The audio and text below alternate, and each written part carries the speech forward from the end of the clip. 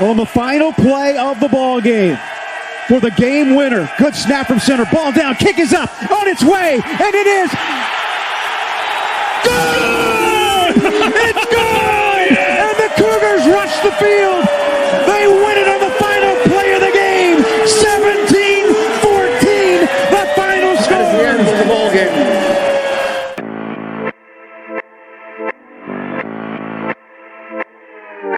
Here's Shed. Off the window, no. Roberts tried to get it. Shed for the win. Got it. Jamal Shed plays the hero again. Back to pass. Donovan Smith. Smith steps up in the pocket, unloads it, throws it all the way downfield into the end zone. Tipped, and it is caught. Caught by the Cougars. Caught for a touchdown. Unbelievable. Caught by Stephon Johnson. Stick it in your pipe and smoke it, baby. Yes! Welcome to the Scott McFarland podcast. It really does not get better than this. We have a Cougar football win to talk about tonight. Wasn't easy, wasn't pretty, but we knew any Cougar win was not going to be easy or pretty in this situation. Excited to talk about that one. Multiple Cougar basketball games in the not too distant future. Multiple other sports in action as well. A football game to preview. Big top 25 matchup at TDCU Stadium on Saturday that we are going to kick around, and that we've brought on a guest to give us a little K-State specific insight. So, Bobby, gonna try to keep this as efficient as possible. I struggle with efficiency here at the starts sometimes because we have really a ton to talk about, and trying to keep this one at a tight 90 minutes. How are you, friend? Hey man, I am wonderful. It is, we might get our first hint of decently cool weather. It might be the 80s this week instead of the 90s. So kind of excited for that. But yeah, don't want to go too long because we're going to go long with a lot of Cougar sports. So let's dive into it, bud. Absolutely. Going to mention the top here. If you subscribe to this podcast, decent chance that you do if you are listening to the show, you got a little freemium surprise on the feed a couple days ago. We dropped our Utah Instant React there. I bet a number of you listened to it. Hope you enjoyed it. Hope a few of you who are not doing so already consider going to SH Podcast patreon.com. I almost started doing our Gmail there, Bobby. Don't know why I did that, but that's definitely the path I was going down there. Patreon.com/SH Podcast, SHPAWDcast. So you probably figure that if you're listening. It's a little 16 cents a day, though more if you're able and willing. You're supporting what Bobby and I do on a weekly basis, or if you're a Patreon subscriber, multi-times a week basis, giving you an instant react and our regular feed episode for the low price of $3.99. But if you like what we do, you're not supporting it already, you're on the fence to do so, give that a listen. Decide if that's for you, and even if you decide not to, enjoy the free episode here at the end of October. Also, I haven't done this in a little while, but support Third Ward Racket Club, my nascent effort to sell some original merch, and also use any profits from that to support Cougar tennis program and first year head coach Kat Adamovich. I'm going to put that at the top here of the episode description. Hoodies, because as Bobby alluded to, we're about to get to hoodie season, t-shirts, hats, all sorts of stuff with the Third Ward Racket Club original logo. And 100% of your profit on that is going back into Cougar tennis and supporting a program that has been underfunded and underpaid attention to for a long time, though doing my best to raise awareness and also sell some cool original merch. So I think that's all the housekeeping today, Bobby. Again, like I said at the top, if you hear somebody out there talking about this game, it's probably it's more the Utah is really disappointing, or this was a really, really ugly, low scoring game. Factually, this was a very low scoring game, but to me, as a Cougar fan, as someone who covers this team through the lens of being a Cougar fan, Bobby and I never hide the fact that we approach this objectively, in that, like, if we see something, we're going to call it like we see it. I'm never going to say something because I think it's what people want to hear or because it's what U of H wants to hear or anything like that. To me, that was beautiful. To me, you saw a team that, quite honestly, has no business winning multiple Big 12 games, and a first-year head coach really just leave it all out there. And I think that's really beautiful. And I think that's really cool. And we're going to dive into specifics of this game. But my biggest takeaway, just watching that, seeing Jack Martin in his fifth year in college, struggled enough this year to lose the job, hit a just beautiful, like, with many yards to spare, down the middle of the uprights, game winner, and getting to celebrate it with his friends, his first game-winning college kick. Like, if you don't enjoy that as a Cougar fan, if you're just like, and I don't think that's a common opinion, or there are many of y'all out there, so I'm not trying to create a straw man here, but if you don't think Saturday's win was beautiful. I think you and I see things very differently. Like, this is not how I want to be winning every single game for the rest of time, or I don't want UH from Iowa permanently, but I don't know, man. I'm going to stop rambling, Bobby, and pass to you, but really gutsy win. Was never going to be the kind of game where UH scored 40, 50 points. A game where you trailed a good chunk of it. You never saw this team quit. You saw this team make a play at a key time and beat an opponent who I think is going to be, for all their flaws, and they have one big flaw on the offensive side of the ball. That was a really good defense. That was a game that I thought was going to be very hard to win, that the Cougs found a way to win. And the fact that we're talking about a team with multiple Big 12 wins before the month of October is even done, I feel pretty good about that, man. I'll stop talking. I'm passing the conch shell to you. What are your early thoughts? And whenever you want, man, we can dive into 3 plays if you would like. Yeah, man. You know, the biggest thing was just this was ugly. It wasn't a pretty game to watch. It wasn't a fun game to watch. But man, it felt so nice to be in a game and have a game that, you know, Dustin, I went to the game with Dustin, RIP, as host. Gone RIP but not as forgotten. host. Yeah, gone but not forgotten. So I was watching the game with him and our friend Bill, and Dustin looked at me and he goes, "Hey, this having an interesting game to watch after halftime is kind of a cool thing, isn't it?" And I was like, yeah, it really is. Like, I'm not watching this out of some obligation in the second half. This game is going to be interesting in the second half. There's going to be plays that matter in the second half. Hell, while finding 3 plays, you really get to dive into the game, and you're not trying to struggle to find 3 key plays that affected the game midway through the second quarter when it was 21-3 or something like that. Entirely different experience of finding the 3 plays as to exactly the Cincy and Kansas games. Yeah, so like it just and a lot of the games on the schedule, whether we won or lost, right? Even if you go back and look at the Rice game, that game felt pretty over pretty early on in that one as well. So haven't had a lot of close games like this, exciting games like this, and it was really fun to be in the stadium, be there for the game. It's always nice to get back to TDECU. So yeah, those were kind of some of my initial thoughts. And just as I said, I talked about how easy it was, not easy, right? Quote unquote easy to find. Enjoyable it was to find 3 plays. I'm going to go ahead and dive into mine. I think my first one is pretty early on, and this one's pretty important. It's kind of hard to look past it, but it still happened. It's Mekhi Muse's punt return after the punt deep in Utah's own end zone.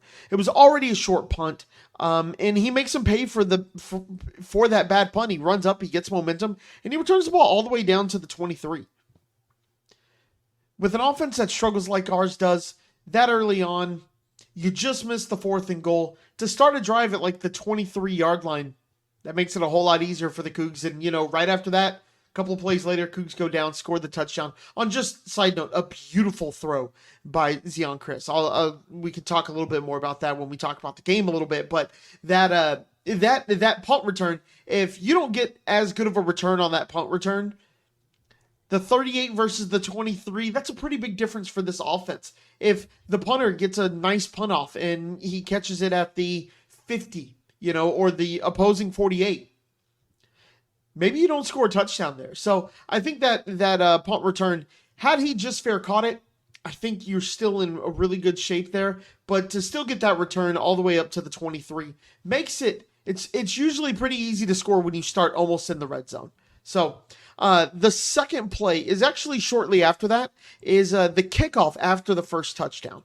Stephon Johnson makes the touchdown catch, gets called for a 15-yard penalty. It's enforced on the kickoff. You're kicking off from the 20.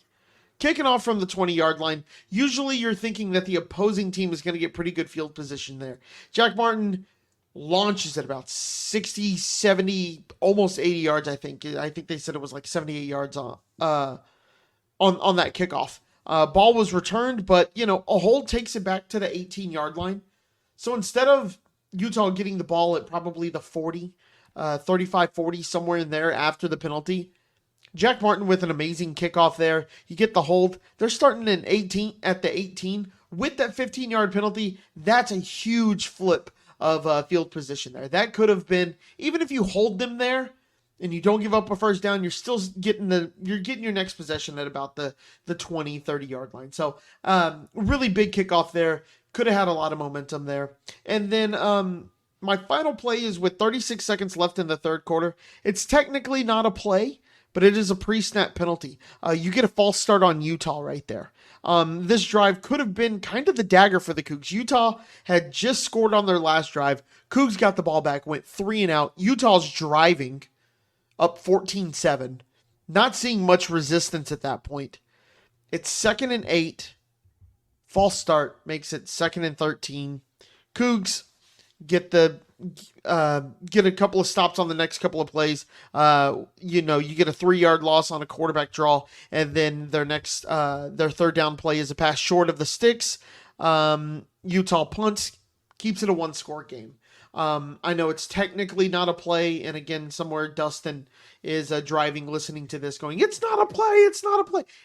But it is a moment in the game that I think was pretty big, because, like I said, Utah was really driving there, and if they don't get that false start penalty, man, you kind of sit back and go, do they drive there? Do they go up 17-7? If they go up 17-7 late in the third, are we really confident about this? If they go up 21-7, I definitely am not very confident on it. So I think that's a pretty big play for them there. So Sam, what were your 3? It's taken us 8 weeks, Bobby. We finally, and we never review these before. Hey, we never say, "Hey, I'm picking this play." It's just like, "Oh, we're going to talk about it here." We never compare it. We finally have a same play on this one, because my first play is that same kickoff that you were talking about in your second play, Okay. opening up with a special teams play for the second week in a row. I chose this one because, like you mentioned, its impact was largely negated by that Utah penalty. Was the kickoff, as you said, after the first touchdown of the game, but Stephon Johnson called for unsportsmanlike conduct. You're kicking off 15 yards deeper. Co-sign everything you said. Great kickoff by Jack Martin there to, I think, largely negate the fact that he was kicking off 15 yards deeper. Did something a little more significant later in this game, but I thought, in a game with such fine margins, big there that he didn't pick that time to have one of his worst kickoffs of the year. But I also wanted to shout out Noah Guzman. Makes a good one-on-one open field tackle to get Money Parks, the Utah return guy, down at the 28-yard line before Utah got that 10-yard penalty to start at their 18. Was one of 2 drives that ended in that Utah kind of longish 40-something yard missed field goal. And I think it meets the definition of overlooked because of the holding penalty. That's more significant there. But still wanted to shout out Noah Guzman and Jack Martin for essentially not allowing Utah to get an advantage there, because who knows, man? Let's say Utah starts at the 40 or 45 or something like Even that. 35. Even the 35. Do they end up a little deeper in U of H territory? Does their kicker, who's pretty good, like, I don't want to say that U of H was lucky, but because those were 2, on the edge of his general range field goals, the guy is more of a closer specialist. But if they, if it's a 40-yard field goal, I would bet Utah's kicker nails it in a game that was decided by as tight margins. I was trying to say tight and fine at the same time. Significant play there. Both, and also you picked this one because special teams has been a big problem for the Cougs this year, and this play was a good example from what both guys did of the Cougs giving themselves a chance to win this game, an extremely close game with special teams. My second play was on Utah's second possession of the game. At that point, if you remember, U of H was down 7-0. Utes offense was able to move the ball a bit on this drive. They'd had a 10-plus yard, I think it was a 12-yard run from Mekhi Bernard, completion from Isaac Wilson to Dorian Singer. Both of those went for first downs, obviously, back-to-back plays. And they set up a third and fairly short. I think it was just on U of H's side of the field, but the Cougs, specifically Anthony Holmes Jr., were able to stop Wilson on a third down run just short of the first down.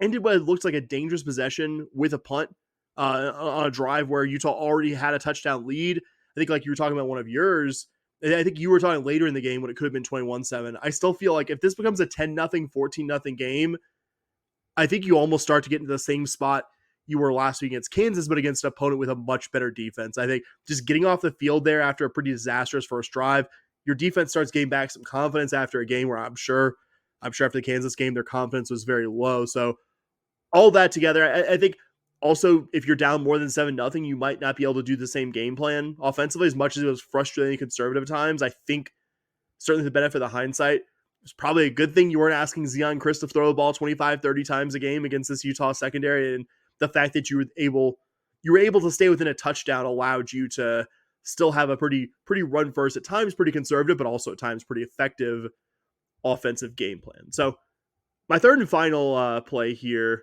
for our weekly series was a play immediately before that big AJ Halsey interception of Utah's quarterback Brandon Rose in the fourth. This was the second pass completion from Rose to Brant Keithy, who the Cougars became fairly familiar with. But Michael Batten on this play gets Keithy down 3 yards short of the line to gain, forces a 3rd down and 3 where Rose would eventually throw that pass that AJ Halsey intercepted, set the U of H offense for the game's final possession, including the Jack Martin field goal. Let's just say in a game as close as this one, Brant Keithy, as he did often on Saturday night, is able to get through Batten's contact there, gets a few extra yards. Are we talking about a different football game? Maybe, maybe not. It's close enough that you could at least make the argument. And as much as Utah has for the season, had in this game struggles, Keithy was, I think, one of definitely the strongest bright spot. He had the 71-yard touchdown reception earlier.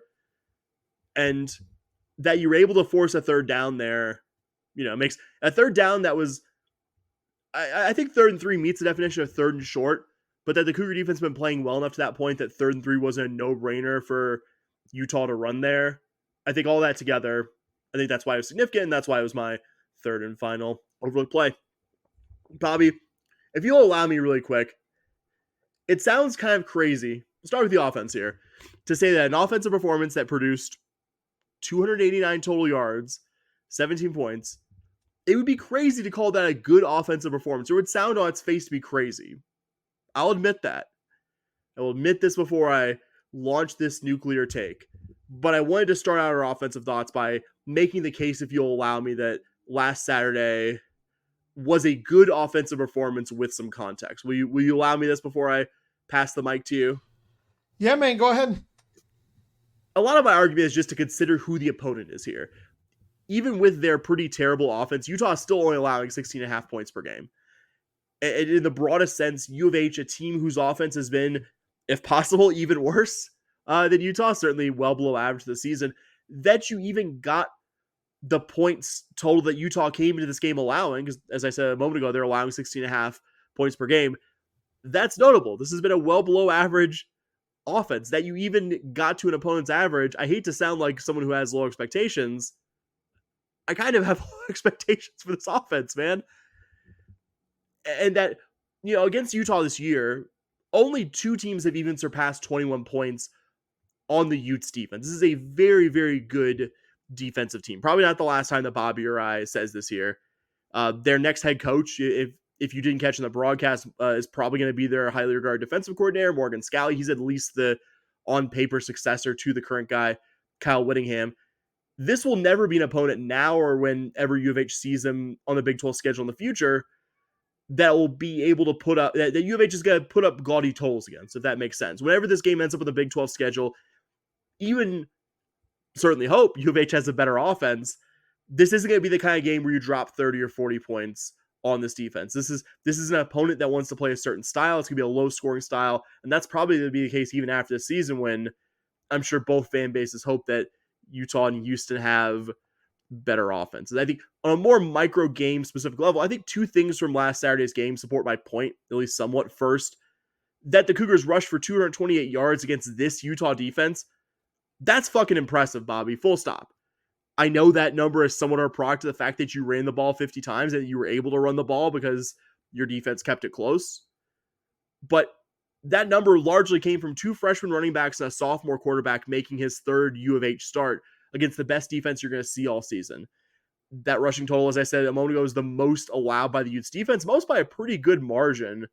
And this is a team that saw Arizona State and Cam Scatterbo, one of the better running backs in the country, a couple weeks ago. Also, my second point here, the fact that U of H was able to possess the ball more than Utah, I feel like it's another really meaningful stat. You've got to give the Cougar defense credit for their part. They kept the Utah offense after that first drive from ever really getting close to the end zone, save that one time they had an extremely short field. U of H had 10 possessions, excluding the one at the end of the second quarter where it was obvious, kneel down at the end of the half. 10 that didn't result in points. That's not great, I'll admit. 10 empty possessions, not the best. But only 4 of those 10 were 3 and outs, and thus U of H was able to possess the ball a bit longer, improve their field position, keep your defense a bit fresher, and not, other than the interception that gave set Utah up 22 yards in the end zone, didn't give the Utes a lot of really good field positions. Have at least Bobby made a semi-convincing case? And give your thoughts about the Cougar offensive performance from Saturday night.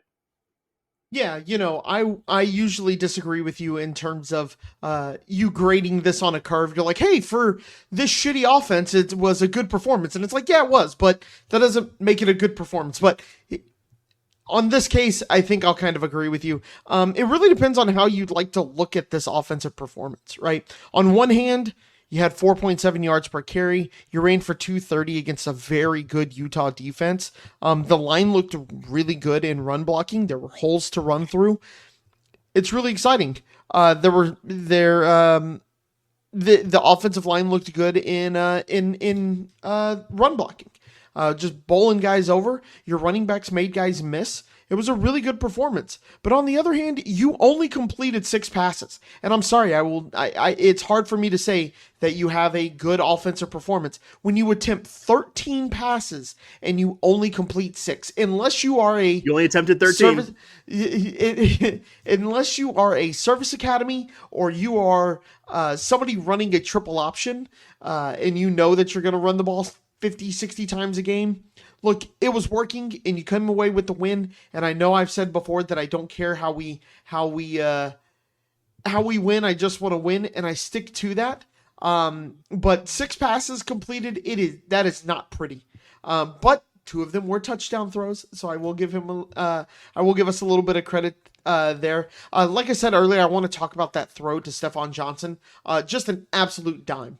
I mean, you can't ask for a better thrown ball than the one that Zeon Chriss did there. And that is what is so frustrating sometimes about this offense, is for all of his flaws, Donovan Smith has thrown some balls this year that have just been absolute dimes. And you're like, oh yeah, I see why this staff in practice actually sticks with him. You can see he makes good throws sometimes. But then he goes out in the game and he just makes some boneheaded decisions that you're just like, why did you throw that there? Zeon Chriss, he's not throwing the ball deep. He's not doing anything. But then you see Stephon Johnson, that Stephon Johnson pass, and you're just like, if you can do that, why are we not throwing the ball more than 13 times? If that's what his arm is capable of, why are we not throwing the ball more than 13 times? So it gives you a little bit of concern there. That being said, though, you could see the Utah defense almost not even think a throw was coming. Multiple times there were 8-9 guys in the box. In fact, one of the commentators, not that they were great on the game, but one of the commentators goes, they're fucking terrible. Sorry. He goes, there's 10 guys within 5 yards of the ball. Like, even if they were guarding a corner, or even if they were a corner lining up against a wide receiver, they were close to the line of scrimmage. And so it was just very obvious that Utah had no belief that we were going to throw the ball on them. And we didn't. Somehow we came away with a win because that O-line looked so good in run blocking. So it wasn't pretty, but it was effective and it won the game, and it's hard to complain when you come away with a W. Again, don't disagree really with a lot of your points there. I would just say if it's 6 complete passes and you attempt 25 or something like that, yeah, that's horrible. Like, it's still it's like right at 50%. It's just below 50%. Yeah. That's not good. Yeah, I mean, I wouldn't get it as a week in, week out game plan. I get not one. I mean, there is no easy thing to do against this Utah defense. Like run or pass. Like it's not like, oh, they're a good pass defense, they're terrible against the run.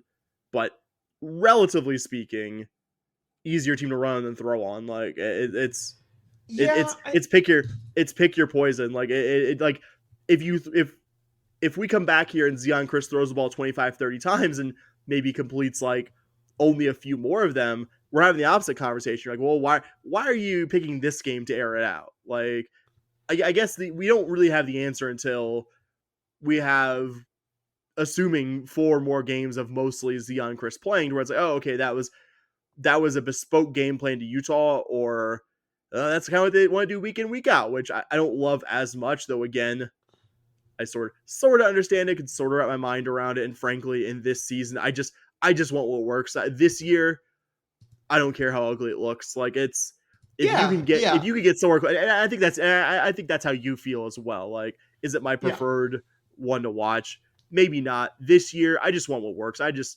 want what wins football games, and then maybe as we're talking, I'm kind of going through previous games. I mean, Iowa State. How many times do you think we threw the ball versus Iowa State? 16. Yeah. No. Yeah, that sounds right. You know, it TCU, I think we threw the ball. It was like 19? 21 against Rice. Don't know why that sticks in my head. Yeah. So, like, again, I'm with you. I understand I get what you're throwing down here. And week 1, the week that we decided to drop back and throw the ball a shit ton of times, right? How many times did Donovan go back? He was 15 of 30. It was just a god-awful game. So, I mean, I get it. It does raise some red flags going forward about what does this look like? What does this offense look like next year? What does this offense look like going forward? Who's playing quarterback for this team? There are some concerns when you only trust Zion Chris to throw the ball 13 times. It does raise some concerns. I'm hoping that is more of this is what is working, so that's what we're going with. I don't think it was a weak anomaly where, to your point, or what you said, oh yeah, we move the ball better. You can move the ball better on the ground against Utah. That doesn't seem really to be what the idea was. It kind of seems to be a trend that we're following this year, that we're going to throw the ball right around 20 times or less. It's not great, but again, this year, I understand what you're throwing down when it comes to do what works. I totally get it. It's hard for me not to be really over the moon about the long-term potential of Rashawn Sanford and Jamarian Burnett carrying the rock for this offense this year and in the foreseeable future. I think the next step is building an offensive line capable of giving those guys more holes to run through than they've gotten the large chunk of the season, though. We'll note 2 of the last 3 games you've rushed for 200+ yards, so it's not perfect yet, certainly not fixed, but maybe the run blocking is coming around a little bit. And I'm not saying everything I've said to this point to say I loved everything about the game plan.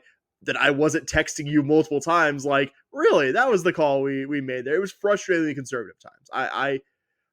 I get it. And a big part of why you were able to stick with this game plan was, like I said earlier, your defense keeping Utah's offense from building a momentum at any point after that opening drive, Brant Keithy long touchdown catch and run.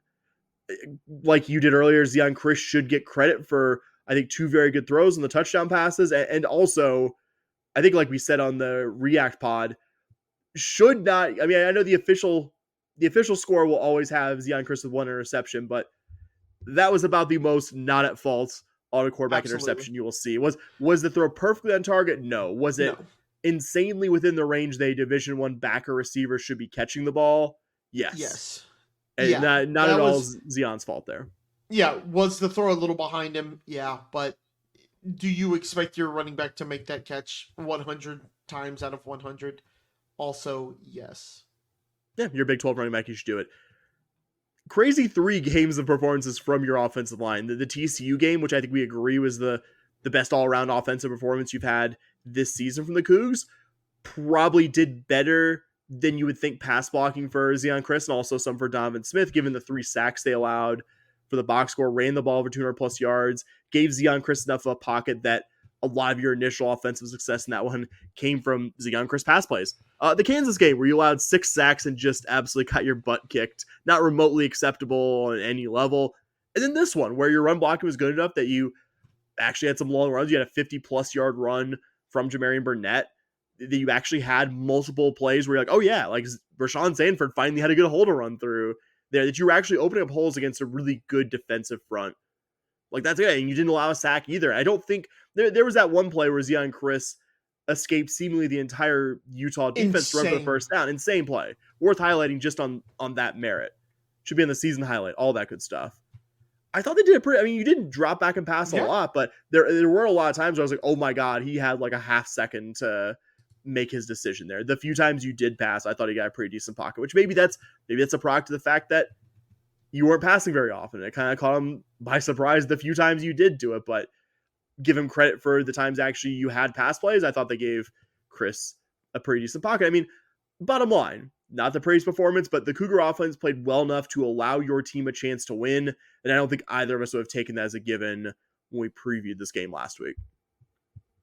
Yeah, the O-line, again, to your point, played really, really well. Better than I expected, better than you expected, better than any Cougar fan probably expected going into the game. So really impressed with them. Yeah, to your point, they did a great job protecting Donovan. He only had that one play where I really felt like he was under pressure. Donovan, why am I saying Donovan? Did a really good job protecting Zion, sorry. And Zion had the one crazy play where he ran around. You and I texted each other how insane that play was. And offensive line, really, really good for this week. Your defense deserves props as well. The offense wasn't the only group that had to bounce back from a pretty awful performance the week before at Kansas. Cougar defense was coming off, I would say, its worst performance of the season up at Arrowhead. And yes, part of this is Utah might have the worst or kind of fighting with Cougars for second worst offense in the Big 12. But for 4 quarters, your offense only allowed 1 touchdown on the opening possession. You had the second one, but that came when they were starting on your 22-yard line. I don't think you really hold that one against the defense too much. So by any measure, the Cougar defense, even considering the opponent, bounced back, gave you a chance to win this football game, which is really all you wanted coming in. Bobby, what did you like from the defense that you'd like to talk about from this game? Yeah, I mean, it was clear that the plan was to make Isaac Wilson beat the Cougs, and not sure why, but Wilson was pulled. I think it was in the third quarter, maybe second. I think it was the third. It was third. You're right. Yep.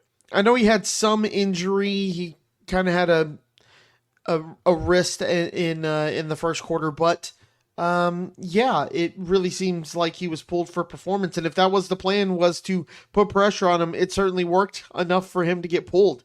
The Cougs had 2 sacks and 6 tackle for losses. I just want to call out Michael Batten real quick. He's been an absolute stud for this defense. Another great game by him. Just kind of came out and just really dominated a game yet again.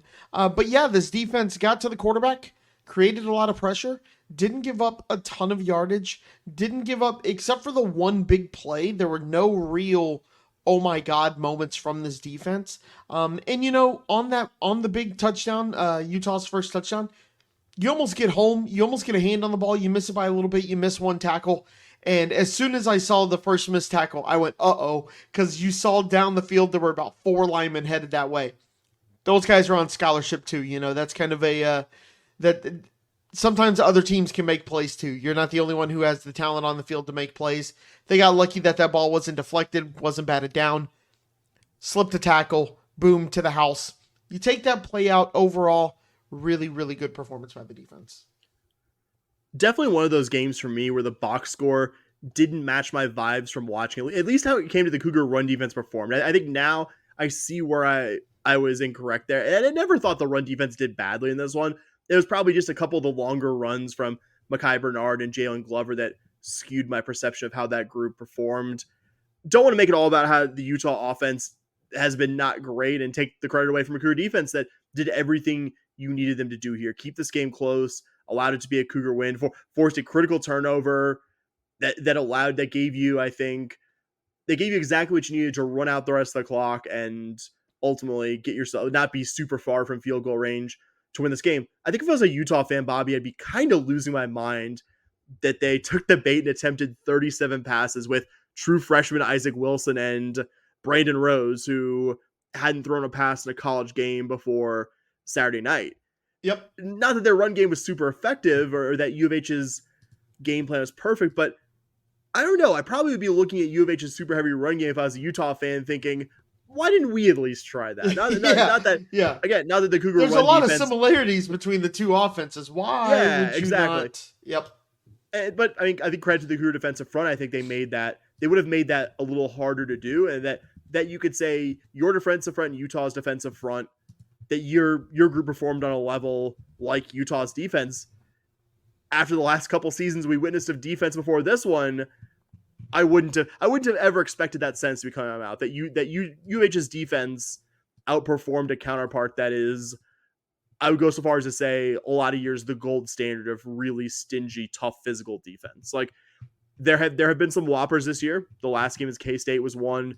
Cincy, the end of September, I think is another good example.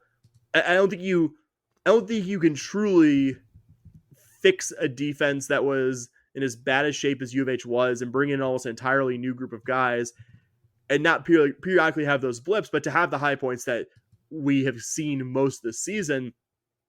That's pretty cool, man. I keep kind of pinching myself because I didn't think even this level of improvement year on year, even though I liked the transfers, even though I loved the resume of, first year defensive coordinator Shao Wood, hadn't even allowed myself to consider that this level of improvement was impossible, even if this is not the perfect defense just yet. Like you, I was kind of surprised Utah made the quarterback switch. Until the post game, I was actually under the impression that it was something injury related because of that earlier Isaac Wilson injury. I think it was to his non-throwing hands wrist. But I mean, everything I've seen is that it's performance based, and everything that you and I have seen online, Utah fans are like, yeah, I'm glad they did it. They think Brandon Rose gave him a better chance to win than Isaac Wilson. My impression was the opposite, but I guess I'll defer to the people who have watched this season of Utah versus me, who's seen one full game and parts of 2 or 3 others. On the whole, I think really, really, really, really, really one more really good bounce back from this side of the ball. You should do well against this Utah offense, but outside of the tackling on that Brant Keithy touchdown reception, maybe 1 or 2 other runs, you can't criticize too much for this game. Utah had the ball 13 times total. 6 of those were 3 and outs. 2 ended because U of H forced a turnover.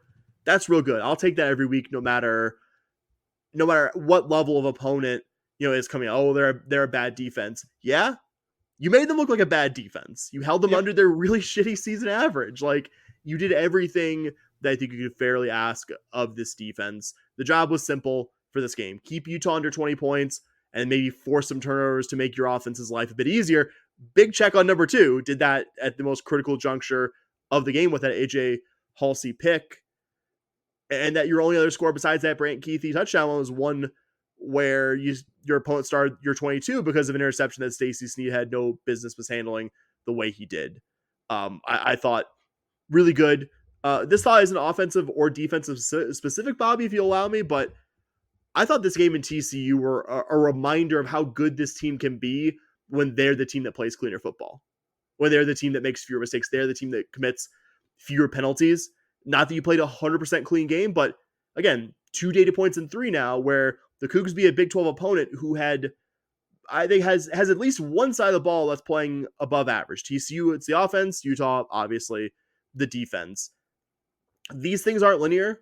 Probably at least one of the 4 remaining regular season games, you and I will come back here and talk about how this team struggled in some of the maybe not so pleasant ways that they have in previous losses this season. But I think the more important thing is that we've conclusively seen, certainly in 2 of the last 3 weeks, a team that looks a whole lot better now than it did week 1. And I think that's a trend that's going to continue through the end of the month, even if I don't believe all 4 remaining games are going to be absolutely perfect. Yeah, I think this team is looking better than it did in game 1. I think you're seeing progress.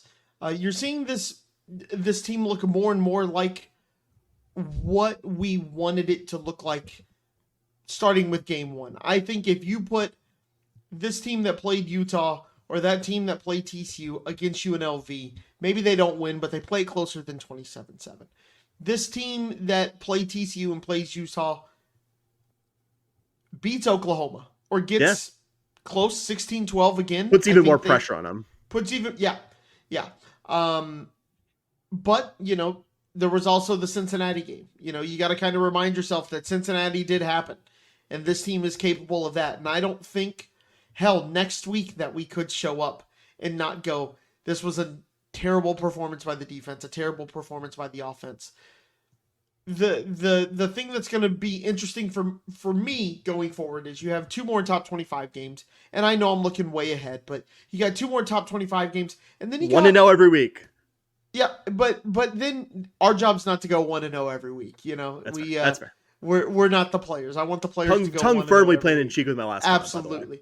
But what does this game versus Arizona and Baylor look like? If we see more progress in those 2 games, I feel really good about this team next year. Do I necessarily think next year's a bowl game? Maybe, maybe not, right? But if I see full transparency, I expect us to get blown out versus K State and BYU, right? Those are really good football teams. BYU is way better than we thought. But what we look like against Arizona and Baylor can be a real idea of what this team is. And what we wanted to see is that this team gets slightly better every week. And if you would have told me we would have 3 wins, 1 against Utah, 1 against TCU, before the end of October, I don't know if I would have believed you coming into the season.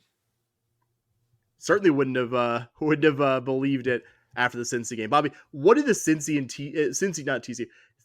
and Kansas games have in common? They were on the road. Correct. I was gonna say they were off Cougar wins. They were both just abysmal performances off of what we thought at the time were momentum changing wins. So challenge does not end. Challenge does not end next week. You are facing a much better team than those Cincy and Kansas teams I just referred to, the K State Wildcats, and mentioned at the top of the episode. We brought on somebody, multiple time guest of the show. You probably recognize him if you've been listening to us at least the past year or so.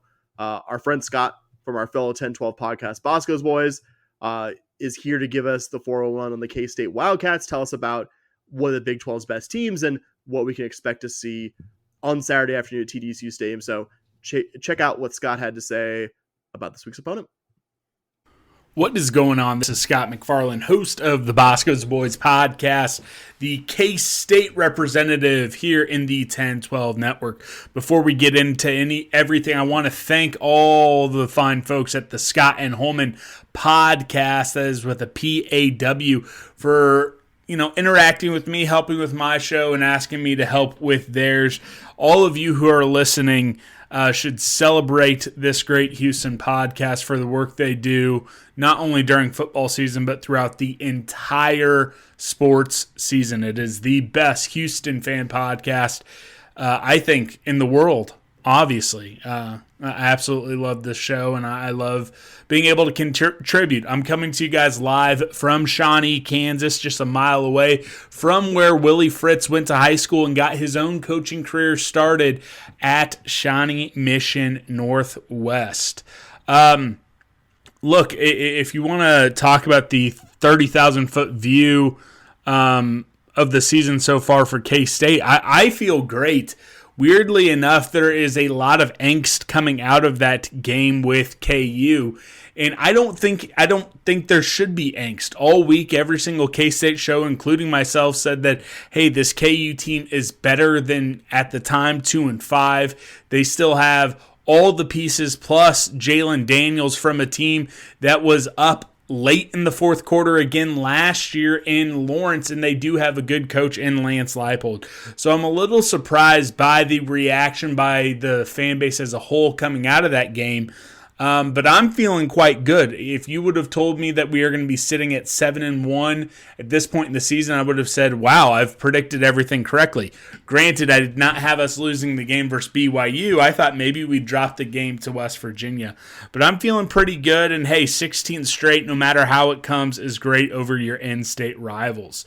Coming into this season, one of the big topics was how K-State would handle going from Will Howard to Avery Johnson. I do think that the idea of Will Howard being this long-time starting quarterback for K-State was a little bit overblown, because if you look, he did not beat Adrian Martinez for the starting job. He only got that job when Adrian Martinez got injured. He almost lost the starting job in season 2, Avery Johnson. So despite some of the good times Will Howard's having at Ohio State, I truly believe that is being driven by Ohio State playing absolutely nobody outside of Oregon and having the greatest assembly of skill position talent that college football has ever seen. I would not trade Avery Johnson for 1 second with Will Howard, and I am very happy to see how things have gone. Every single week, there's been something from Avery's game that has gotten better from the previous week, with the exception of that horror show, HORROR, up in Provo, Utah. Very spooky as we're sitting here on the cusp of Halloween. Last week, we really demonstrated what he was able to do, truly scrambling for the first time in a few weeks as he's getting his health back and really making some great decisions in finding receivers in tight windows, despite some drops from his wide receivers in tight ends in those situations. I think he's only going to continue to get better. I am a little weary. He is coming off, some injuries. He is coming off a bunch of games getting banged up, and he did take a handful of hits versus KU. So really, I'm hoping to see him survive and advance to our second bye week before we get ready for the final 3 games of the season. Another thing a lot of folks have talked about is Colin Klein, Heisman finalist, moving on to take the job at Texas A&M, and Connor Riley calling the plays with Matt Wells coming in as well. K-State's offense, if you look at all the advanced metrics, any way you slice it, K-State's either the number 1 or number 2 offense in the Big 12. And when you look at all the different offensive ratings, we're doing better than Texas A&M. So again, don't get me wrong. In an ideal world, I would have loved to see Colin Klein stay around. He played here. I mean, hell, he was the quarterback when I was in college. I didn't want to see him leave. But I think the offense has moved on pretty well. Really the only changes, because really it is the same concepts that we've been running the entire time since Chris Kleiman arrived from North Dakota State. Our tempo has taken a few steps back. Last year, K-State actually was one of the 25 fastest playing teams in the country. We're far slower this year, a little bit more methodical. And we've gotten rid of a bunch of the option routes by the wide receivers, allowing a quicker progression for a starting quarterback who is just going to be his 9th game as the starting quarterback for K-State. The only other thing is we're seeing a little bit more screen game, and I think that's coming from Matt Wells. Sadly, it hasn't been very successful, so I would kind of like to dump the screen game a little bit and move on from that. If you're looking for players to really dial in on and watch on Saturday, on offense, I really do think it's DJ Giddens. I get in hot water arguing with other Big 12 fans, but I truly think DJ Giddens is the best running back in the Big 12. He can do it on the ground. He can do it through the air. If things go my way, he's only, 60, 70 yards away from getting over 1,000 yards rushing the ball. I hope he gets there on Saturday. If say he gets 100 yards rushing, he'll go over 1,200 yards from scrimmage, because he is a very viable pass catcher as well. So he's going to be the guy on offense that I'm looking to make a big impact on Saturday, especially if it does turn out to be rainy and the weather isn't the best. On defense, I'm hoping my guy Desmond Purnell from Topeka, Kansas steps up. He's had a rough couple games, but if he is able to trust his eyes and if he's able to trust his physical abilities, he is a game changer at linebacker. And then Brendan Mott leading the conference in sacks. He's a big havoc machine on the defensive end. So those are 2 guys on defense I'd watch, and of course Avery Johnson at quarterback. Look, we're 2/3 of the way through the season. I think K-State has met my expectations. I don't think they've exceeded my expectations anywhere. I expected this team to be one of the best offensive teams in the conference. I expected them to be in the top half in defense. They're right there for both those. And I expected them to be in the midst of the Big 12 race. The other teams in the Big 12 race are not the same. But this is exactly what I said. They haven't exceeded any of my expectations. They haven't failed to meet any of them. They truly are right where I expected them to be, and hopefully they end up in Arlington like I predicted. Again, I had them at 7-1 at this point in the season. I had this sort of start to the season for Avery. I had this sort of season for DJ. So I really feel vindicated, and I'm probably hyping myself up too much. And my own listeners, if they're listening to this, are probably thinking, man, he is not this smart. Don't let him get away with it. But hey, I'm recording it myself. No one can stop me. But no, really, I do think this team has met my expectations. I think some folks maybe had a little bit higher expectations, but I think some of those folks are the same people who think you should be winning 50-0 every single game. So we're right where I expected us to be. Now, getting into this matchup versus Houston, look, I learned my lesson the hard way back in 2022 about underestimating a Willie Fritz coach team. I really, really, really wish we would have gotten Houston 5-6 weeks earlier, right at the beginning of Big 12 play, because I do think the identity is starting to come into place. It is a team that wants to run the ball, at least that's what I've been seeing from the outside, and they want to try to stop running the ball. Especially if it turns into a wet game again. By the time you guys are listening to this, maybe the weather patterns have changed. But I expect a tight game. I would love to sit here and say that K State's going to win in similar fashion to how we did last year in a big blowout game. But I just don't see it happening. K State's coming off of 3 very highly emotionally charged games, 2 super late road games, and then that game that went down to the wire with your in-state rival with a 16-year streak on the line. I think this is going to be a sloppy game. I think this is going to be an ugly game, and I think this is going to be a game where K-State fans walk away a little frustrated, but still as the winner. I have the final score 24-13, and that's what I'm going with. Again, as much love as I gave to Connor Riley at the top of it, I think between Willie Fritz and this Houston team trying to find their footing on defense, I don't think K-State's going to get to the 30s, but I do have hopes that despite giving up quite a few rushing yards last week versus KU, that the K-State defense can find their form again because going into that game, and I still think if you look at some of the stats, K-State still is one of the best rushing defenses in the Big 12. So that's where I land. I'd love to hear what you guys think. Feel free to tweet at me or X at me, whatever it's called, at Scott Wildcat or at Boscoe's Boys on Twitter. I'd love to hear your guys' predictions as well. So again, thank you to the Scott and Holman podcast. Truly amongst the elite of the elite, if you want to talk about fan podcasts in the Big 12, and definitely the number one in all of Houston athletics. So thank you to everyone involved.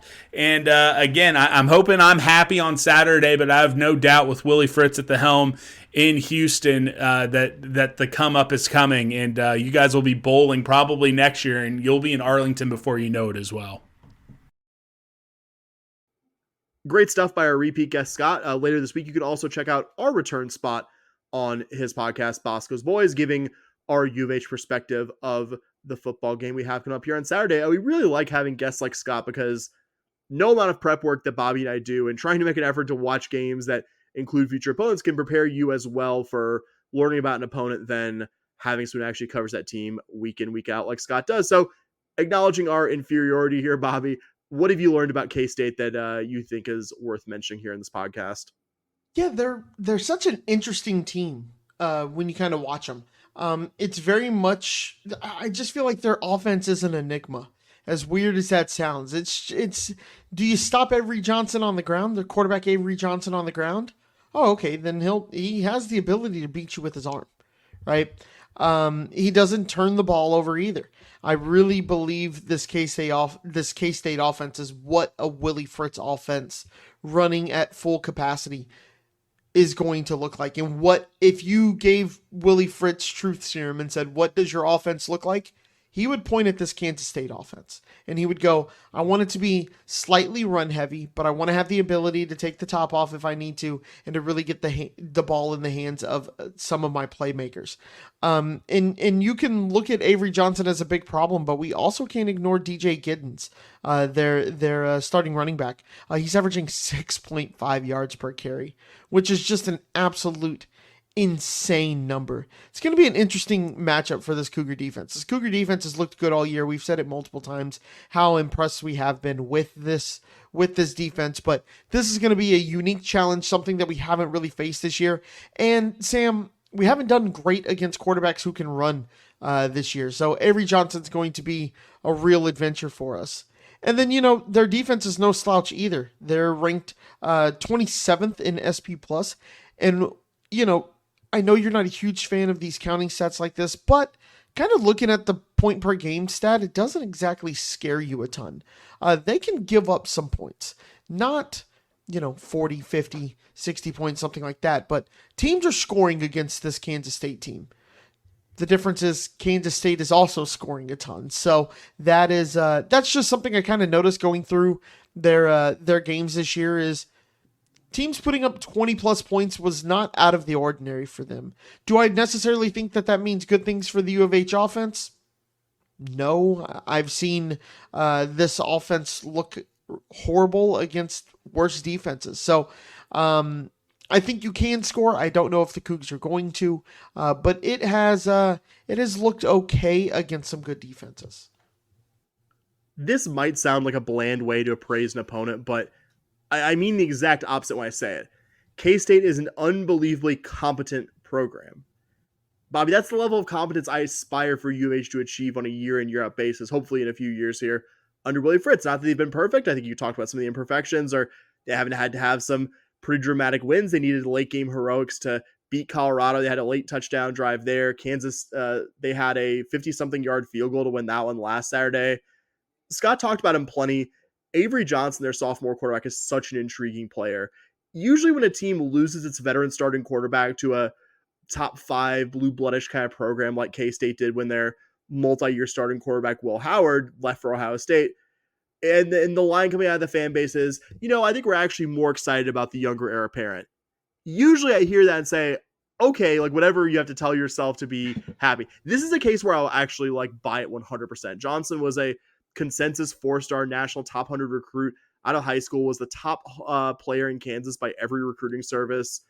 Probably 1A and 1B with, I'm going to throw an old name out at you, Josh Freeman as K-State's all-time highest rated quarterback signee. Most importantly, though, last year when he did see the field as a true freshman, he was super dynamic. He flashed more than enough. I remember, I think it was actually, we were at Circa watching them play Texas Tech in the later spot. I was just like, I don't think you could sit that kid another year. I don't think you can do right by this kid's development and not have him go into 24 as your starting quarterback. And ended up working out that Will Howard, your multi-year starting quarterback, guy who won a Big 12 title with you, gets to finish off his college career playing for a really good program. You get to have your guy of the future starting quarterback, and a guy who I don't think has had any notable drop off from your offense. I think if there's a difference, is Avery Johnson's a bit more volatile than Will Howard, but I feel like the peaks are higher. The valleys maybe a bit lower right now, but the peaks are much higher. It is very much worth it to take whatever lumps that you're going to get from a true sophomore starting quarterback. Because no exaggeration, the best dual threat quarterback that U of H will have seen to this point in 2024. You also have DJ Giddens, you mentioned, on pace to be one of the top rushers in the Big 12. Dylan Edwards, who is in that same high school class in Kansas as Avery Johnson, was the number 2 player in the class. You have those guys in the same backfield for at least another year or two after this one. That's going to be pretty exciting if you're a Cat fan. Their offensive line did lose some key guys to graduation, including but not limited to Cooper Beebe, who I believe is with the Cowboys. They've done a really good job reloading there. Done a really good job keeping Avery Johnson upright. The Wildcat offense humming to be a team where it's like, okay, you try to take away the run. Avery Johnson is more than good enough passer to make you pay there. You try to take away the pass. Obviously, DJ Giddens, Avery Johnson, and Dylan Edwards are going to just smash you that way. And on the defense, they've been very good at getting to the quarterback. Probably not music to the ears of us and anyone else who's watched this Cougar offensive line.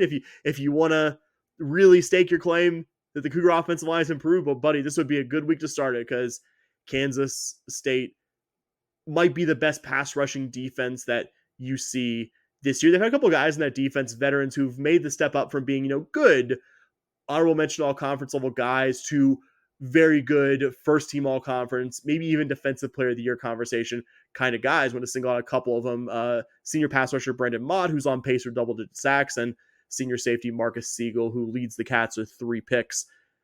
Not a defense that's necessarily as stingy as Utah's. I'm not a big fan of the counting stats, but I kind of agree with you. I think the counting stats don't lie there. But more than good enough based on what we've seen from this Cougar offense to hold the Cougs to a number, say, in the teens, and probably get a much better performance than that from their offense. The one data point that scares me is the wrong word, because I never have expected this to be a win, but look at the West Virginia game. You'd say, Bobby, U of H is probably a slightly worse team than West Virginia, right? Yeah. Just on the fact, you don't know them that well, but like given what they've done this year, probably like U of H may have like be close in the win column, but I can admit U of H is probably in the balance a worse team. Not that West Virginia's any great shakes themselves. They beat West Virginia by 4 scores at their stadium. And I think UH has a better defense than West Virginia, but I don't think you have as good of an offense as West Virginia. It's going to be a struggle to keep this one closer than a few scores. Just being realistic here. Would love to be wrong. Would love to just play back my audio and be like, listen to that idiot after a crazy upset win that neither of us expected. Hoping for a win so much that I until my work plans didn't allow me to, was planning on being there in person in the same event. So I'm going to have to settle for being there the weekend after for the Auburn basketball game. Bobby, I'm going to pose a question to you that, don't worry, did not require any additional prep. And you kind of answered this. You always say that, and then I'm always like, I have no idea what you're talking about. No, I'm just purely a vibes question, and one that you, I think, even started to answer earlier in your section. Outside of winning a loss, what is a performance that you come back here a week from now and feel decent about against this K-State team? Just generally look like. You don't have to get into the specifics as much as you want to. To feel good, I think there's a difference between feeling good and feeling great, as weird as that sounds. I feel good, and this sounds, I hate saying this, the Cougs cover. The Cougs keep it within the 2 spread. touchdowns about, right? Yeah. Yeah, if the Cougs, a 10-point loss in this game, I feel pretty good about it. If the Cougs lose by 10, and as long as it's not like a garbage time touchdown, where you're down 17 and then you go down and you score and it's 10. I don't love that, right? So it can be a little deceiving when we really talk about it in that kind of way. But I think a 10-point game where you're within 10, 13 throughout the game makes me feel pretty good. What about you? I would agree. I would say if this is within 2 scores at the half, I feel pretty good about that. If it's in a position where I can sit on my couch and say, yeah, if we stop them and get a score on our opening drive, or vice versa, if we score on our opening drive, like we could start to put pressure on them.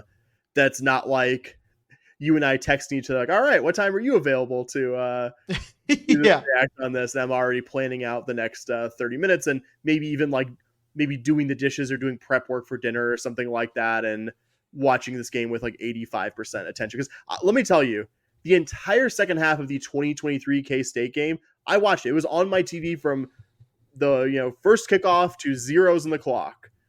That last quarter and a half, I was prepping dinner. I was doing dishes. I took out the trash. It was not getting my attention. So success would be a K-State game that I am more engaged with, because I didn't leave the couch that Utah game. I was doing for that last kick on my feet, in front of the television, being like, oh man, I need to see if Jack Martin hits this. I'm not hoping for that here. I'm not expecting U of H to keep it that close. K-State's a much more complete team, but just do it at the half. A game where I'm at least more in doubt about what's going to happen than last year. Or even there wasn't a moment of last year's game after K-State, I think, scored their first touchdown where you had any illusions there was going to be anything other than U of H kicking our butt and then Dana saying something insane like, well, it didn't make sense to us in the locker room, in the post game afterwards. So that's a game that keeps me a little more engaged, and pockets of the defense played pretty well here. That was a pretty good couple drives. But if your expectation is U of H hanging with this opponent, that's not where this program is yet. I think in a couple of years you can get to the point where K-State dreads the prospect of going to Houston. Houston's 5-3 or 4-4, but they're playing a lot better. That's the short term, I think, realistic and attainable goal here. Don't know so much this year. I think Baylor and Arizona are the 2 big data points. If you can go into the BYU game, one that I'm not optimistic the Cougars are going to win, and bowl eligibility is still theoretically alive, man, we have so overachieved roster talent and preseason expectations. I'm not saying throw a parade for a team that might finish 5-7, but I think just appreciate preseason expectations versus what this team is actually doing. And I think you said last week, people are like, well, 6-6 is the goal. And it's sure, I'd love to go 6-6. I'd love to strike oil every time I try to put a new planter in during the spring. both of these things this year probably won't happen. Though hopefully the 6-6 one becomes a bit more realistic in the foreseeable future. Bobby, you ready to leave football and talk about the shooting hoops? Oh, I almost forgot. We got picks. I was going to say no, because we have big news. We have big news on the pick'em front. We do. For the first time this season, yours truly has the lead in our Down with a Pickness and full season of picking games, mostly unsuccessfully. Currently, I have just over 1,183 pod bucks to Bobby's, just over 1,120 in that Utah game. I took the under of 36.5 points for 40 pod bucks, which was successful. Game finished at 31. Did unsuccessfully take the three-way of U of H leading at halftime with 25 pod bucks. Bobby, I forgot this. You took the over of 36.5 and Utah minus 3.5 for 50 pod bucks, both unsuccessful. I won't do any further victory lapping because, in all honesty, I don't have that much confidence in my ability to keep this lead for the future. So, Bobby, what are your picks for U of H and K State? I'm going to go pretty simple here, and I'm just going to go a simple $75 or 75 pod bucks. I'm sorry, I said dollars. 75 pod bucks. I'm going to take that on Kansas State minus 13.5 here. I took the game total under of 46.5 points with 50 pod bucks, and against any logic, I'm just gonna note the last time I did I picked this way. No, you're not. Hit. I am. No, you're not. 20 pod bucks, buddy. U of H money line plus 400. Let it ride. Oh my! See, Sam, this is why I've led all season. The last time I did this, it hit. If I was putting if I was putting $100, yeah, that's stupid, buddy. Like, you're giving away all your lead on a game that U of H quite honestly probably won't win. But $20, like low risk, high reward. And I forgot to mention that I would like to add 25 pod bucks on the under on this game as well. You learned your lesson from the over last time. I don't know if you went back and listened, but my whole logic was there is no logic to this. It is like, oh, hey, this feels like a game where both defenses are going to shut everyone down, but each team scores 35, and it's going to be one of those ridiculous games like that. It wasn't.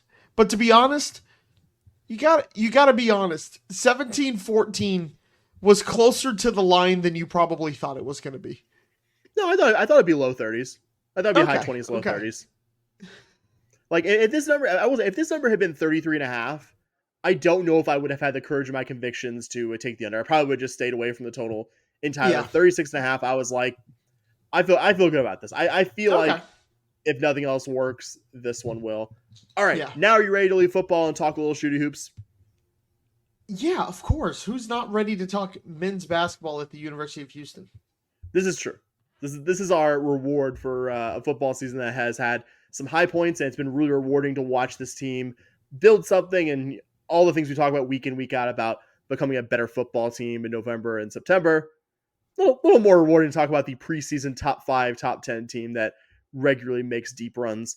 In March Madness, we finally had some Cougar basketball to look at. The Cougs won the exhibition by 15 over Texas A&M on Sunday for TD Center. Basically had A&M at arm's length from damn near start to finish. And it was, if you watched it live, especially in the second half, the kind of performance where you saw the final margin was 15, it felt like more. I don't think 15 reflected how much U of H was the superior team, and admittedly something that was not official game action. What do you think is worth talking about or taking away from this exhibition against the Aggies, Bobby?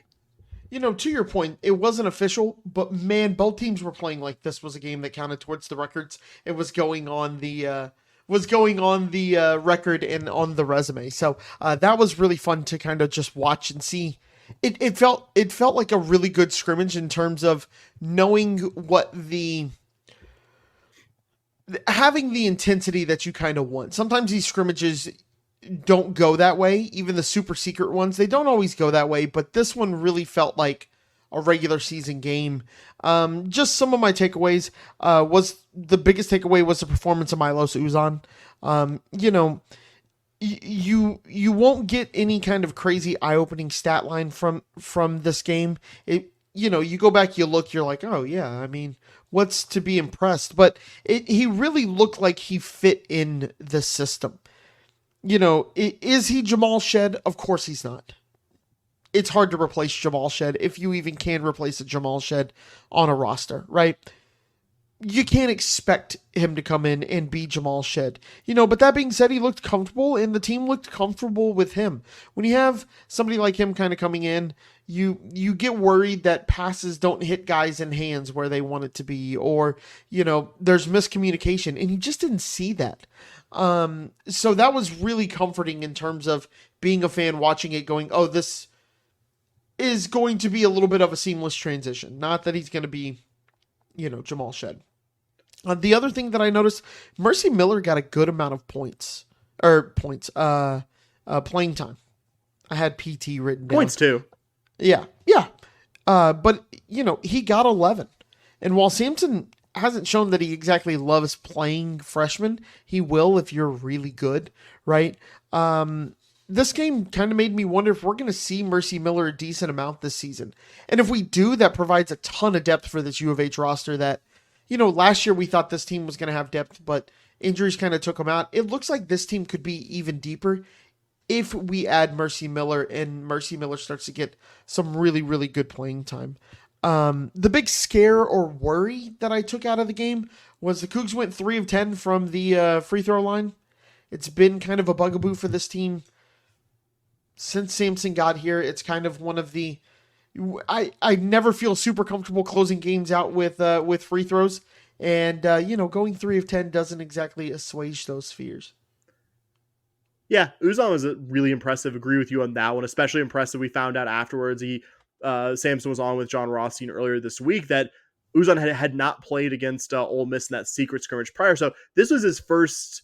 I know it's not game action, but this game was his first time out there. That was game action. That was a reasonable facsimile of game action, I guess. So I thought extra impressive. It was one of those, if you looked at the box score, you'd be like, well, he didn't do anything special. But if you actually watched, you're like, oh yeah, like he could get better.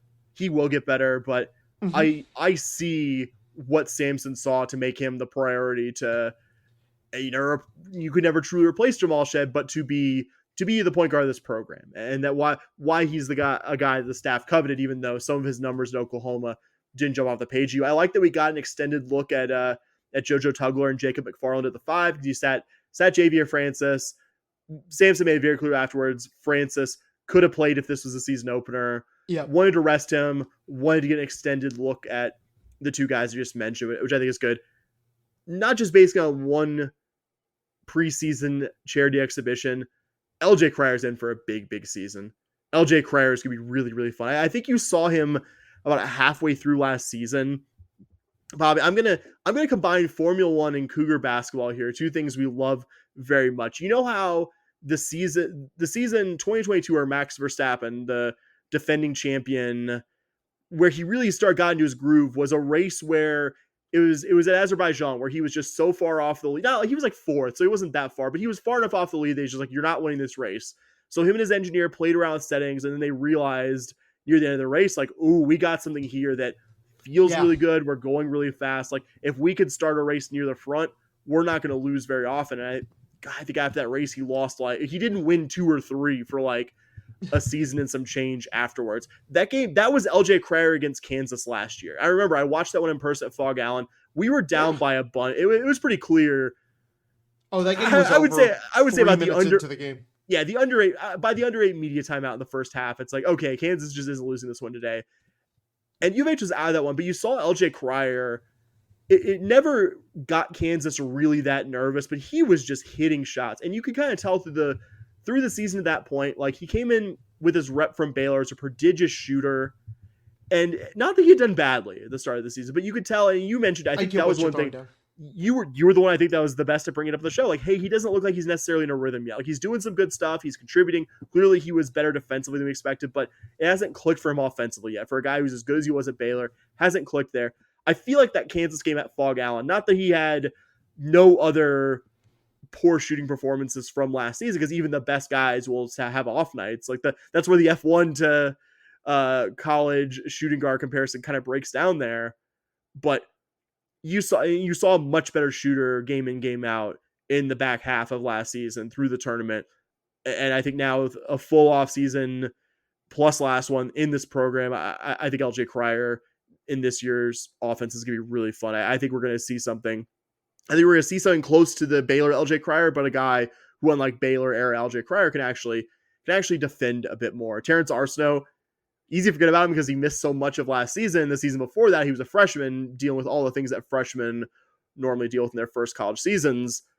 That guy's gonna be really good too. I don't think we have fully considered what that guy could have done to last year's team if he hadn't torn his Achilles against A&M, and what he's going to be with this year's team. Sampson's, I think, taken pains to point out that Tugler and Arsenault, like, they missed so much time. He talked specifically in his Rothstein interview about how with Tugler, just the amount of time he's been able to be in the gym since the injury. It's not that much, and he kind of blamed the poor free throw shooting on that. Hate to give the Aggies any credit. Appreciate that Buzz Williams keeps putting us in the schedule. Appreciate that we got a really cool non-conference game last year. Appreciate that he brought his team to Houston for an exhibition that's for a really good cause. You know, like I that's cool. At the risk of talking nice about the Aggies on here, here's the thing, though. Give it to them on that one. Here's the thing, though. They're asking us to play. It's flipped. I'm sorry, it's flipped. Yeah, we are now the program that says I'm not saying that we want to.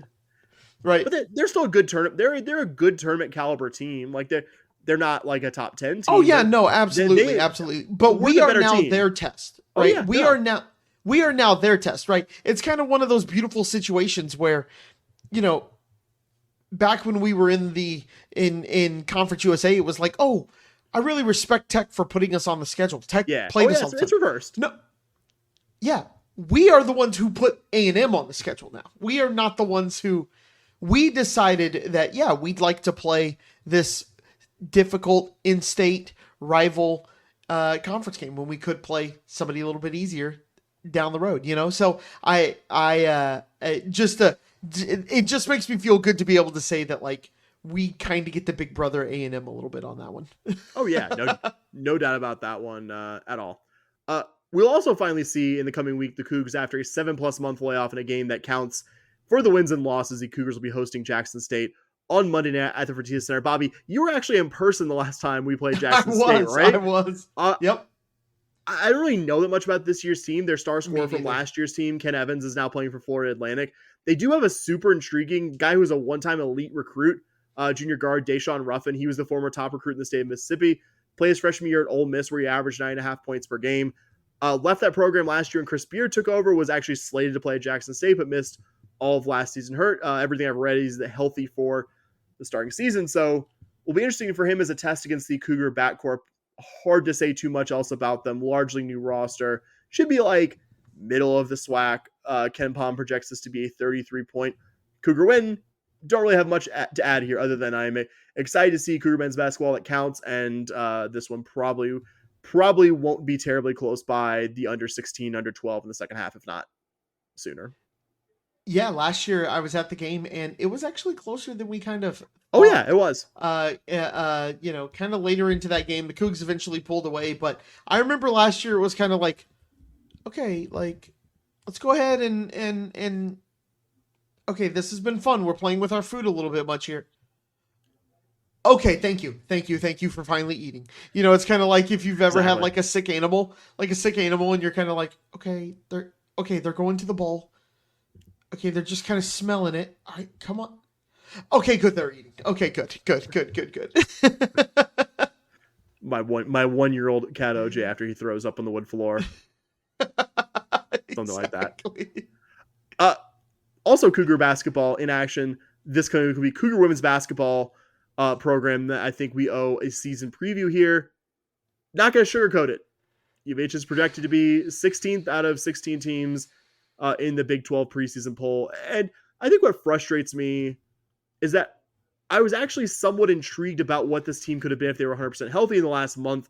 We had a couple of, I think, players who were projected starters get announced that unfortunately they would be out for the season with injury. So let's try to put on our most optimistic faces possible. What do you think's the biggest interesting thing to watch about this team? It's a frustrating question for me to ask because my answer to that would have been Kateri. Like, what is Kateri Poole going to be now that they're finally on a team where they can be one of the lead players as opposed to what they'd been previously, which was a supporting player on some really good Ohio State and LSU teams. But fortunately, they're out for the season with an injury. So not to put you on the spot, but what do you think? Yeah, let me just say, I kind of wrote out a whole preview for the Cougs, so I'm just going to kind of go through it. It's not just one thing. But let me start all this by saying, and I text you this, I text Dustin this, there isn't a coach at the University of Houston that I like more than Coach Huey. Can I say something really quick here too, to that end? And I don't, there's not been a coach out there who has come on the show and not been courteous to us. Like Dana, man, before we hit and record and after hit stop was very nice to us when we talked to him last summer. Every one of them without fail. Not a one has been nicer and more accommodating of their time than Ronald Huey has been the times he's come on the show. Could not have been a nicer guy every time we dealt with him. Don't even have a bad thing I could possibly say to you about him.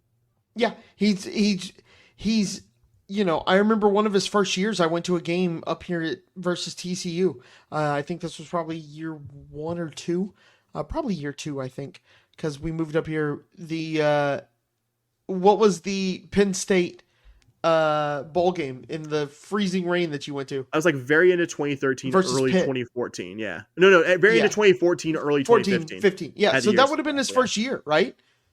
14-15 year would have been his first year because he's going into yes I believe so. Yeah. And I remember I went to the game and I sent you a text. I don't know why I remember this, but I remember sending you a text that I said I think he's going to be good. He just doesn't have his players yet. And I could see what he wanted to do. There isn't a better face of a program than Coach Huey. He is passionate about U of H, but sadly the results just haven't been there yet, man. Heading into year 11, this team hasn't made the tourney. And if we are being honest, I don't really see that changing this year. We're selected to finish dead last in the Big 12, and I can see it. The Cougs lose their second leading scorer in Nia Boyd. They also lose the program stalwart in Brittany Onyeje. She's been here the whole time. She kind of felt like one of those players who just kind of you built this program around a little bit. She just was a definite stalwart. Her and Blair were the last two players left from the 2021 team. That was probably the closest one that got to the tournament of any of the Hueys had. Yeah. And this season's going to depend heavily on a couple of transfers. Look for Leilani Aguman. I think I said that right. I didn't see the pronunciation on it. I think Augman, but I think you're close. Yeah. And Ashley Cavalier to come in and take some starting spots here. Augman comes from Troy, where last year she played in 28 games. Kind of going through her stats, you see 4.1 points per game. Doesn't exactly jump out at you, but she did average like 12.1, 13 something per 40 minutes, and that is exciting. The other thing is her field goal percentage of 47.1%. That's really exciting. One of the biggest problems last year with this team was the inability to put the ball in the bucket. And Ashley is coming in from Texas Tech.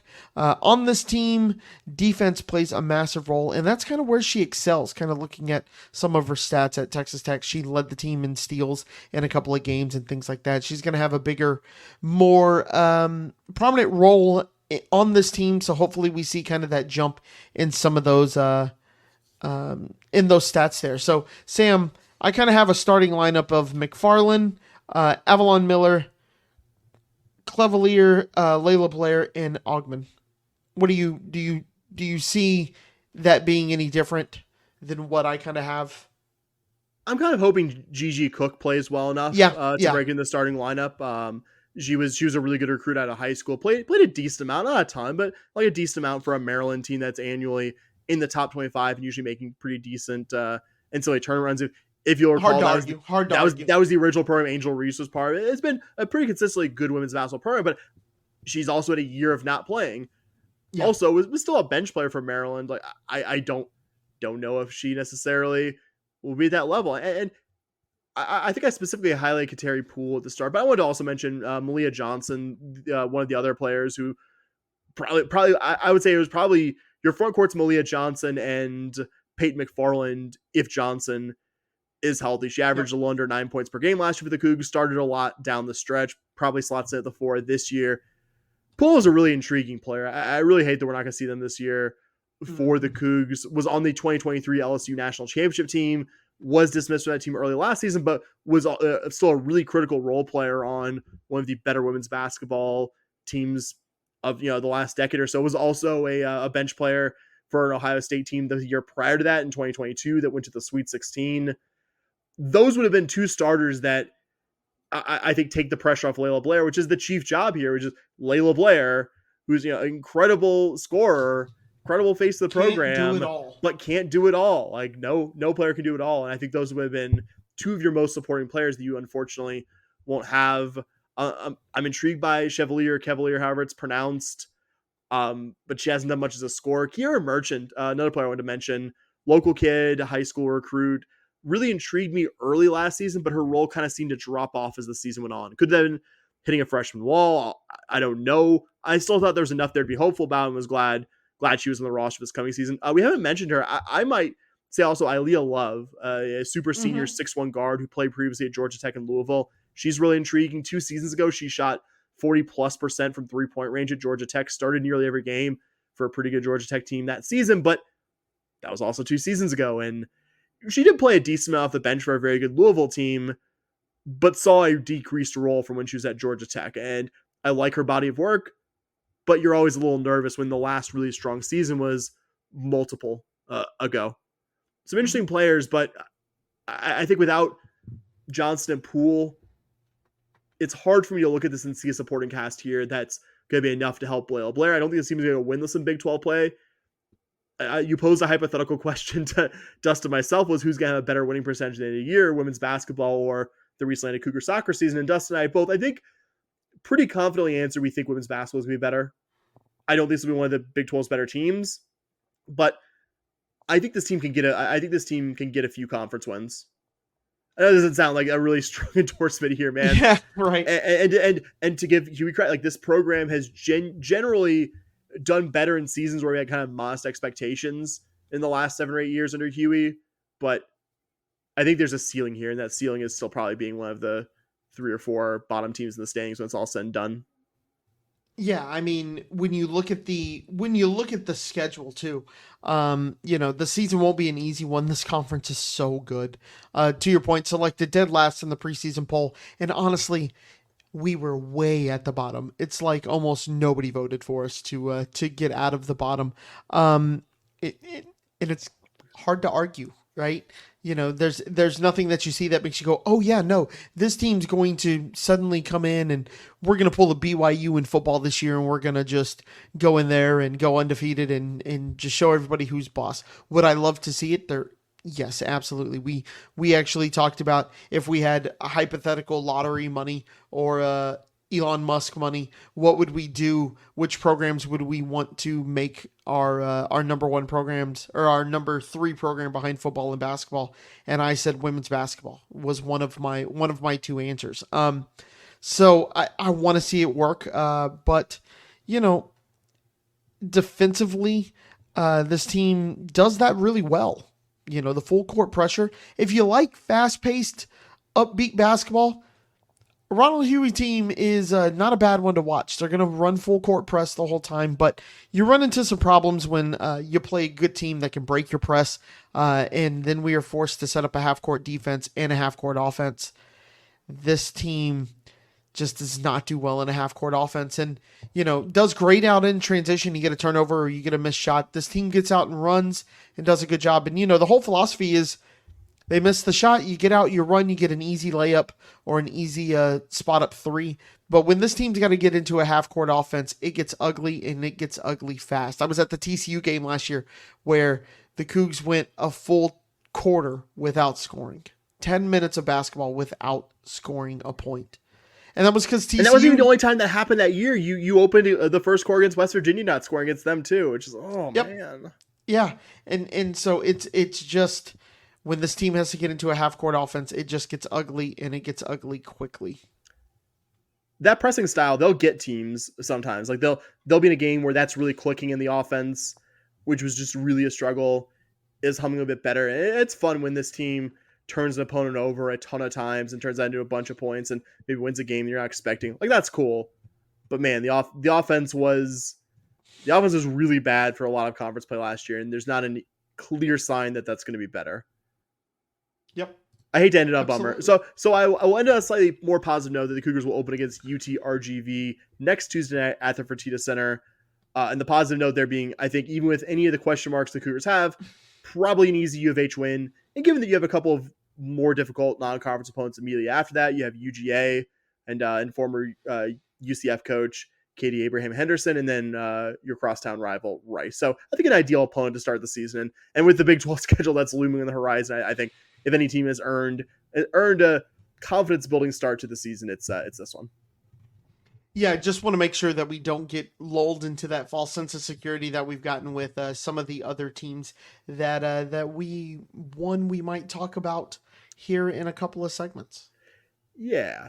We're tight on time, so I'm going to try to keep this quick while still giving you a recap of how the Cougar volleyball week that went. Last week, the Cougs lost to top 25 Baylor, kind of a microcosm of the season. Competitive, even for the stretch. That's exactly what I have. Holy moly. I said it has Great been... minds. I said it is the same story that we've seen all year. Sorry, go ahead. Sorry. And I'm not trying to say it in a negative way, because for stretches of this match, you played better than a good top 25 conference opponent, but for the duration of the match, I don't think it's unfair to say last Wednesday the Cougs were second best to Baylor. Lost that one 3-1. Had a really nice, hard-fought win in the first set. We'll admit in real time, kind of got my hopes up. I had a lot of attack errors in the middle two sets, man. 17 in sets 2 and 3, and Baylor is far too good of a team to not make you pay for that. Fought valiantly in the fourth set, fought off 3 different match points before Baylor ultimately took the final set and won the match 3-1. Kind of fitting in an agonizing way. Baylor got the match-winning point on a U of H service error. Hate to end it that way, and kind of indicative of some of the struggles you had playing clean volleyball in this one. And these kind of matches have been kind of a reminder of how hard it is to be a top 25 team, which I'm still very confident UH will return to, that we got the pleasure of watching the prior 2 seasons, to just know that it's not yet this program's birthright to have one every year. Yeah, it was a tough game. Top 25. You took everything that I said, literally the exact same words. You kind of get a little hope. No need to apologize. Great minds there. Yeah, it's just kind of showing a bunch of fight. That is one thing that I will give this team credit for. It's very rare that they go down 25-16 or something like that. It's happened a couple of times, but this team usually plays good teams really close and will outclass them at moments in games, which if you're going to have a down year, you're at least still excited to see that. And you're also excited to see the next game that happened. Yeah, I was definitely encouraged by that Friday night win that you alluded to on the road at UCF. Knew U of H was the team that should have won this one, that you were the quote-unquote favorites over UCF. But even as we talked about in the preview, we saw, it's kind of weird to say that UCF was not a must-win, but maybe like one level below a must-win, because that was the program we were chasing to be the gold standard of AAC volleyball in the latter years that we were in that conference.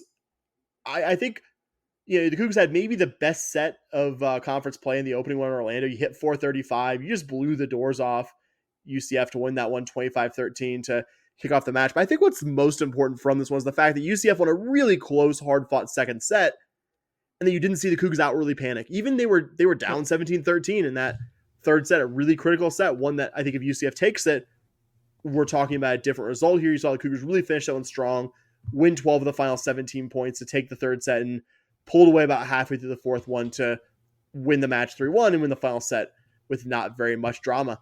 And when I talked about at the end of the Baylor game how hard it is to get to that top 25 standard, UCF's an example of how difficult it can be to even get back to where the Cougs are right now.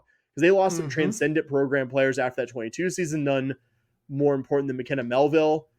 And they haven't found those players. And as much as this current season's a step back for Cougar volleyball as compared to the previous two, it's also pretty clear now that this U of H program has a much higher floor than UCF, a team that, quite honestly, was better than U of H for most of the time that we've done a podcast. Though I think U of H is starting to even that score out a bit here.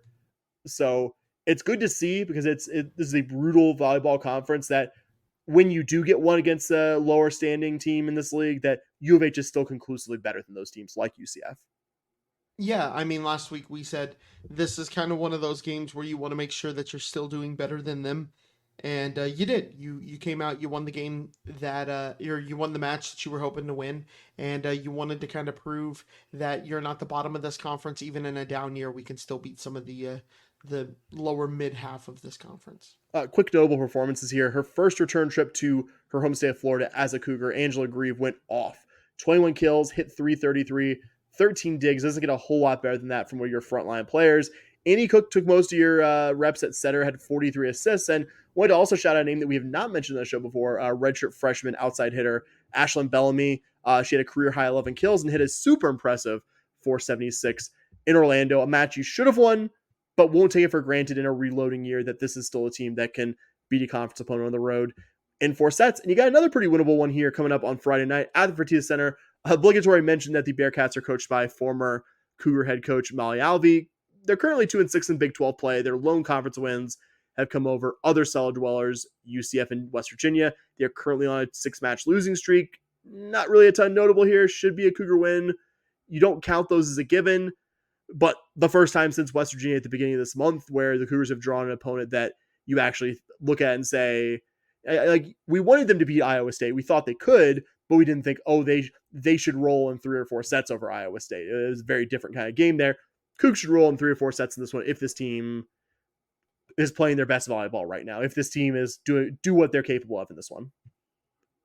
Yeah, it's always just, it's so weird because Molly Alvey was here so long ago and she left for Cincinnati, and it's crazy that she's still there.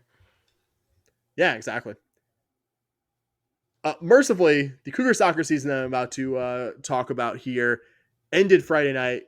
It ended with a 4-1 loss to West Virginia. I don't have a ton to say about the current game. Junior Cameron Maddox got her second goal of the season, first in Big 12 play in the 65th minute. Caps off a 1-10 season in Big 12 play, 4-12 overall. We'll give this team a tiny bit of credit for not going winless in conference play. Emphasis on tiny there. We knew before the season, Bobby, that UH didn't get an easy draw in Big 12 scheduling. You didn't avoid any of the projected good teams. You missed a couple of the bad ones. But counterpoint, I don't think a friendlier conference schedule would have made that much of a difference. You lost 5-0 to a UCF team that wasn't that much better than you in the RPI. Lost by multiple goals to a Cincinnati team that I think we hoped going into that game was more winnable. And that's so discouraging. That's and I think it's been a consistent point that we've brought here the weeks we've talked about soccer. We previewed the season. This roster was never more Jaime Frias' roster now than it was the prior 2 seasons. This was basically 100% his roster. And you went 1-10 in Big 12 play, and 9 of those 10 losses were by multiple goals. And for good measure, you scored 4 goals total in those 11 conference matches. Pretty bad, Bobby.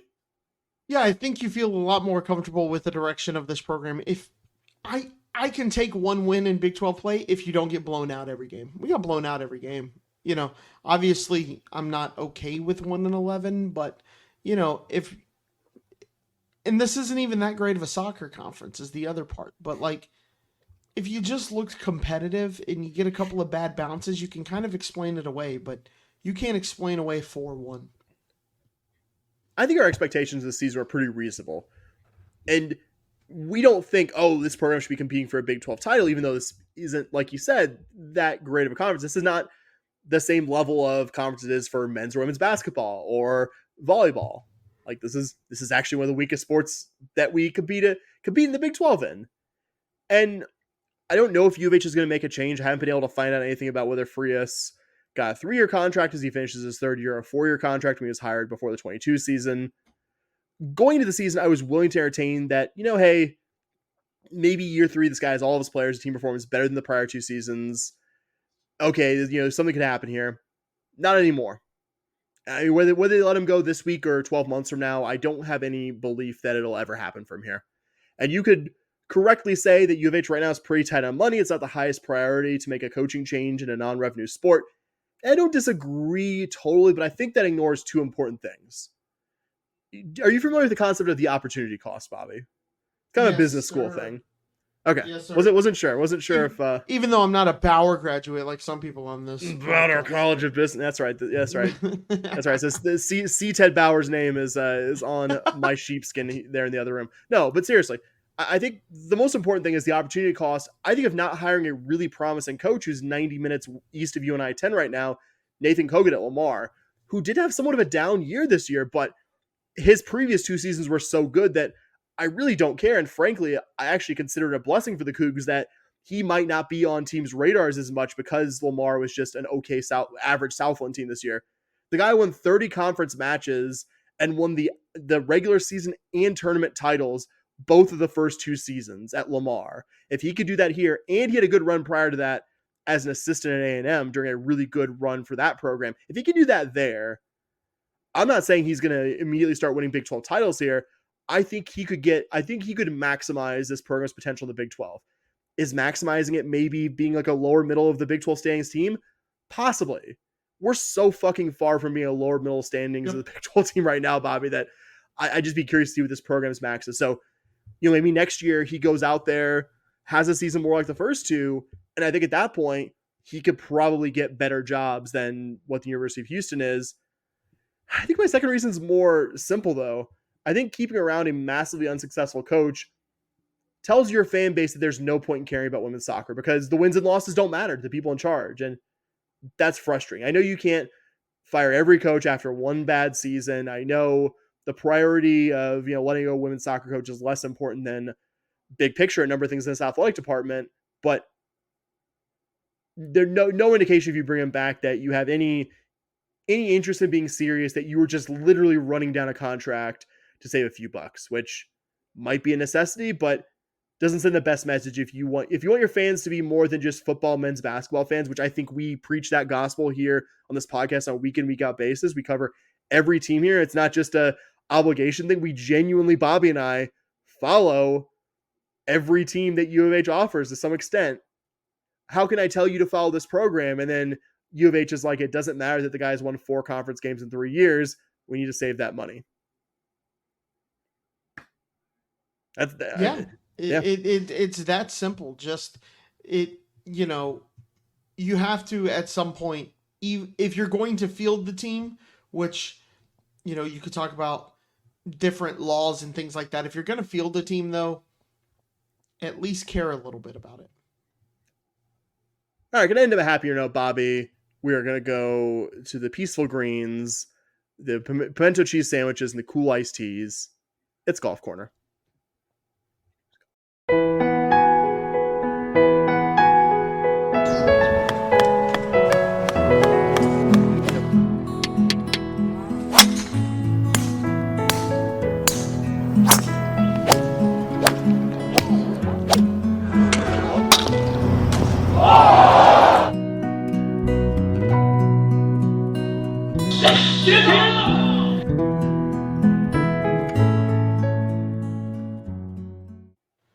All right, so the Cougars, the men's golf team traveled to the White Sands Collegiate at the Ocean Golf Club, where they played a pretty weak field. I'm not going to sit here and tell you that this field was this massive field, but the Cougs did place second. They finished second, 10 strokes behind our other ranked team. The Cougars are currently ranked number 49 in the country out of 300 some odd teams. So Cougars looking good so far.